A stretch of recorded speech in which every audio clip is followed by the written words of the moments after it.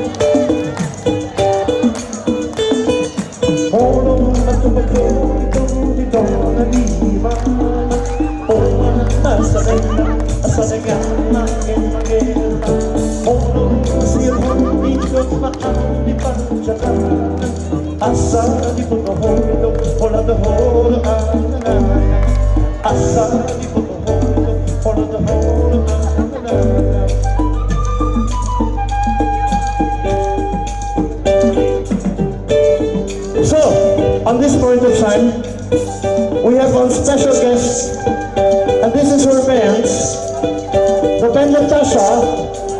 Saya minta Tasha, cewek cantik dia ya. Di atas pentas, Tasha di mana?